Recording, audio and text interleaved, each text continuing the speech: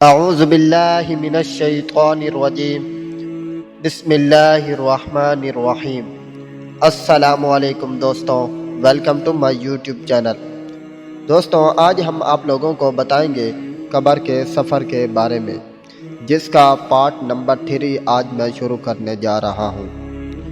میرا جنازہ سفر میں ہی تھا کہ اتنے میں تیسرا فرشتہ میرے پاس آیا اور کہنے لگا، اے ابن آدم، تم ایک لمبے سفر کی طرف رواں دواں ہو، جو تو یہ سفر پہلی بار کر رہا ہے۔ سفر کے اختتام پر تمہیں ایک تنگ مکان میں دفنا دیا جائے گا، جس مکان میں تم پہلے کبھی نہیں رہے، اور اگر تمہارے اعمال اچھے ہوں گے تو وہ تنگ مکان تمہیں تنگ نہیں لگے گا، اور اگر تیرے اعمال اچھے نہیں ہوں گے تو وہ تنگ مکان مزید تمہیں تنگ لگے گا، کیونکہ سب اپنے اعمال سے ہی اس مکان کو کشادہ اور تنگ کرتے ہیں۔ تمہیں پہلی بار اس تنگ مکان میں رکھا جائے گا اور تمہاری ہمیشہ کی زندگی قیامت تک اسی مکان میں گزرے گی۔ اتنے میں وہ غائب ہو گیا اور مجھے پریشانی ہو رہی تھی کہ نہ جانے مجھے وہ مکان کیسے ملے گا، تنگ یا کشادہ۔ اگر مجھے تنگ مکان ملا تو میں کیسے گزاروں گا قیامت تک اس تنہا مکان میں؟ اور میرے جنازے پر بھی شریک سبھی لوگ اپنی دنیا داری کی باتوں میں لگے ہوئے تھے۔ کسی کی زبان پر کلمہ شہادت نہیں تھا جس سے مجھے امید ہو کہ مجھے کشادہ مکان ملے۔ آخر کار میرا جنازہ قبرستان میں پہنچا، جہاں پہلے ہی سے میرے لیے ایک گڑھے کی طرح قبر کھودی ہوئی تھی، جسے دیکھتے ہی میرے دل میں خوف خدا بڑھنے لگا۔ نہ جانے اس تنہا قبر میں مجھ سے کیا ہوگا۔ میں اس ڈراؤنی تنہا قبر کو دیکھ کر پچھتا رہا تھا کہ کاش میں نے دنیا میں اس تنہا قبر کو روشن کرنے کے لیے اچھے کام کیے ہوتے۔ کاش میں اذان سننے سے پہلے ہی مسجد چلا گیا ہوتا۔ کاش میں خود بھوکا رہ کر غریبوں کی مدد کر کے نیکیاں کما لیتا۔ کاش مجھے یہاں سے ایک موقع مل جائے۔ خدا کی قسم میں ساری زندگی خدا کی بندگی میں گزاروں گا، ایک ایک پل خدا کی عبادت میں گزاروں گا، لیکن اس وقت میرے پاس کاش کے علاوہ اور کچھ کہنے کو نہیں تھا۔ میری قبر کو تیار کیا گیا، پھر مجھے اس قبر میں اتارنے کے لیے اٹھایا گیا۔ مجھے قبرستان میں قبروں کی ساری روحیں نظر آ رہی تھیں، جو مجھے عجیب نظروں سے دیکھنے لگی تھی۔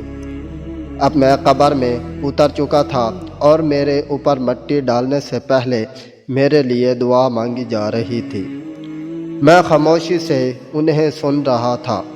اتنے میں چوتھا فرشتہ میرے پاس آیا اور کہنے لگا، اے ابن آدم، کل تو زمین کے اوپر تھا اور آج تو زمین کے اندر ہے۔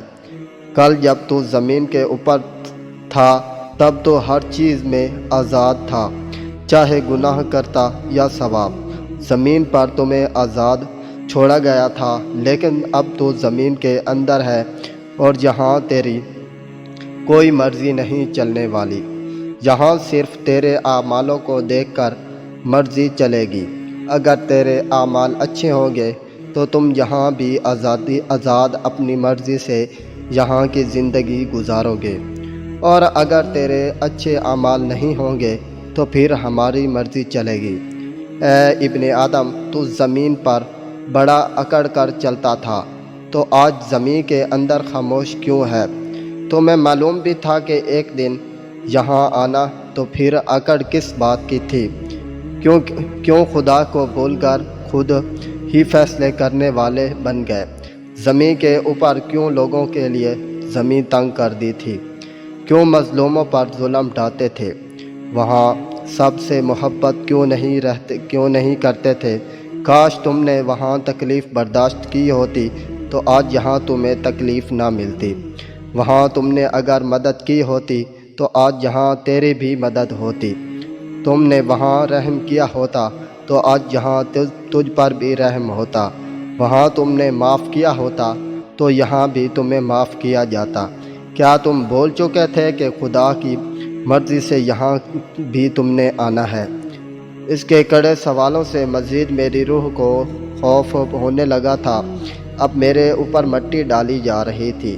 وہ منظر مجھے ڈرا رہا تھا، میں چیخ رہا تھا۔ تو دوستوں، یہ پارٹ نمبر 3 تھا۔ اگر آپ لوگوں کو یہ پسند آئے تو پلیز کائنڈلی میرے چینل کو سبسکرائب کر لیں، ویڈیو کو لائک کریں، شیئر کریں تاکہ یہ ویڈیو دوسرے لوگوں تک بھی پہنچ سکے۔ ملتے ہیں انشاءاللہ نیکسٹ ویڈیو میں، تب تک کے لیے مجھے دیجیے اجازت اور اپنا ڈھیر سارا خیال رکھیے گا۔ اللہ حافظ۔